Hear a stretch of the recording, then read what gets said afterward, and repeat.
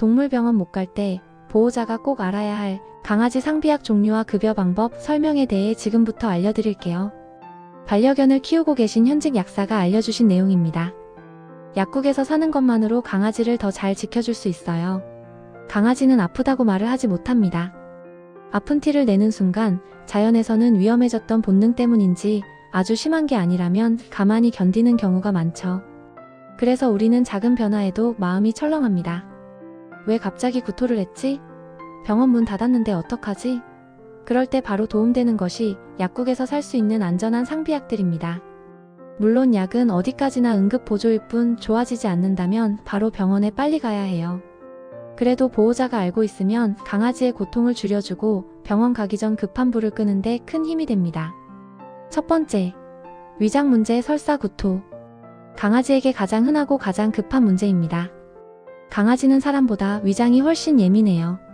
낯선 간식을 먹거나 흙이나 나뭇잎을 삼키거나 스트레스만 받아도 금방 탈이 나죠.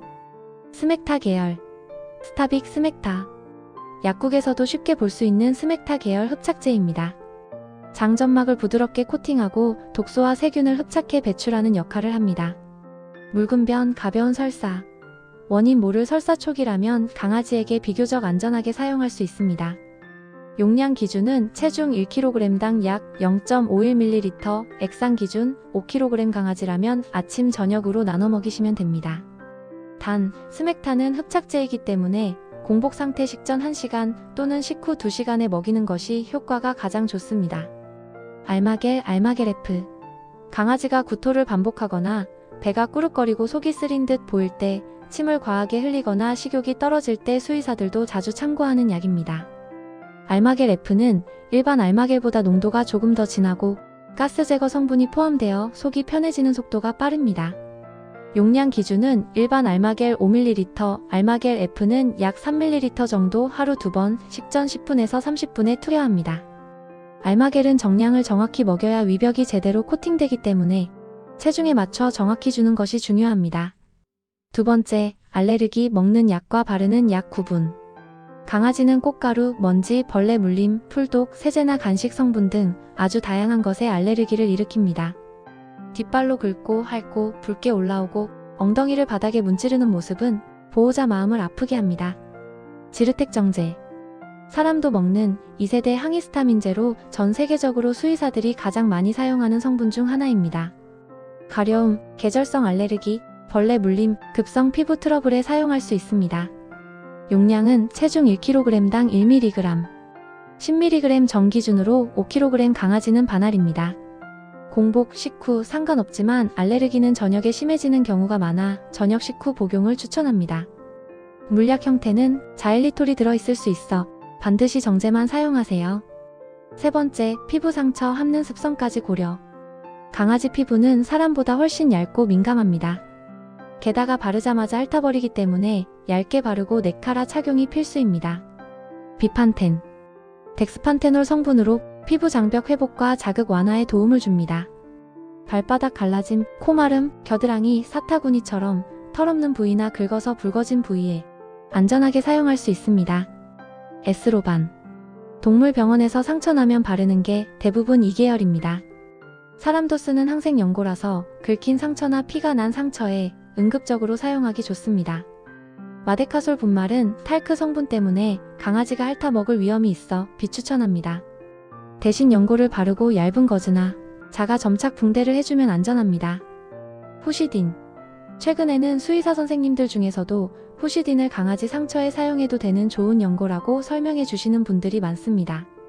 후시딘의 주성분인 퓨시드산은 강아지에게 독성이 보고된 성분이 아니고 피부 표면의 세균 증식을 억제하는 국소항생제라서 작은 상처나 긁힌 부위에 실제로 임상에서 사용되는 경우도 있습니다. 다만 강아지는 연고를 핥을 수 있기 때문에 아주 소량만 얇게 바르고 네카라는 꼭 착용해주는 것이 좋습니다. 스테로이드 연고 주의. 네오덤처럼 스테로이드 성분이 강한 연고는 염증과 가려움을 빠르게 가라앉히는 효과는 좋습니다. 하지만 강아지는 피부가 얇고 흡수율이 높아 사람보다 자극과 부작용이 더 빨리 나타날 수 있습니다. 반복적으로 사용하게 되면 피부 위축과 음수량 증가, 드물게는 쿠싱 증상과 같은 전신 부작용으로 이어질 수 있어요. 그래서 약국에서 보호자가 선택할 수 있는 범위에서는 증상이 가볍고 일시적일 때 리도맥스처럼 비교적 순한 연고를 짧은 기간만 사용하는 것이 가장 안전합니다.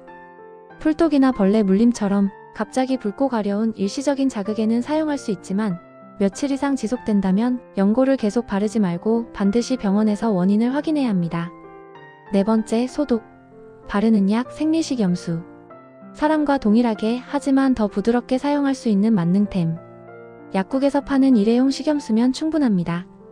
귀지 닦을 때 상처 세척, 눈 주변 이물질 제거, 발바닥 사이 세척 등 물보다 훨씬 자극이 적고 체액 농도와 같아서 안전합니다. 그리고 이 생리식염수는 네뷸라이저로 흡입해 강아지 호흡기 보습용으로도 수의학적으로 사용됩니다. 다만 살균 소독제가 아니라 자극 없이 깨끗하게 씻어내는 용도라는 점은 꼭 구분해서 사용해주세요. 포비돈 빨간 약. 벌에 쏘이거나 벌레에 물린 뒤 긁어서 진물이 나기 시작했다면 상처 표면에만 소량으로 조금만, 넓게 바르지는 않습니다. 절대 원액만 사용하는 건 금지. 강아지는 피부가 얇아서 원액만 사용할 시 화상염증이 생길 수 있어요.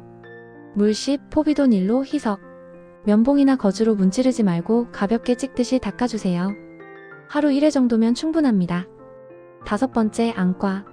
인공 눈물 점안액. 강아지는 사람보다 눈이 앞으로 돌출돼 있고 눈꺼풀이 짧아 외부 자극에 쉽게 노출됩니다. 자다가 눈을 완전히 감지 못하고 반쯤 뜬 채로 자는 아이들도 많아요. 그래서 강아지는 눈에 먼지가 조금만 들어가도 눈곱이 늘어나거나 눈을 비비는 증상이 쉽게 나타납니다. 이럴 때 가장 기본적으로 사용할 수 있는 것이 인공 눈물입니다. 인공 눈물 어떤 걸 써야 하나요? 강아지에게 사용할 인공 눈물은 반드시 일회용 무방부제 제품이어야 합니다. 먼지가 들어간 것 같을 때, 눈을 계속 비빌 때, 눈곱이 평소보다 늘어났을 때, 이럴 때는 일회용 무방부제 인공 눈물 한두 방울만으로도 눈 표면을 충분히 씻어낼 수 있습니다. 이때 중요한 점은 기능성 인공 눈물은 피해야 한다는 것입니다. PDRN, 재생성분, 미백, 영양, 항산화 기능성, 장시간 지속형 고점도 제품, 이런 성분들은 강아지에게 필요하지 않을 뿐 아니라 오히려 자극이 될 수 있습니다. 강아지 눈에는 세척과 보습 목적의 단순한 인공 눈물이면 충분합니다. 약국에서 살 수 있다고 해서 병원을 대신할 수 있다는 뜻은 아닙니다.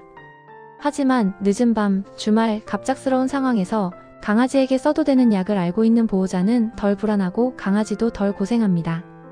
사람도 감기 정도는 약국에서 해결하지만 상태가 더 나쁘면 병원에 가듯 강아지도 똑같습니다.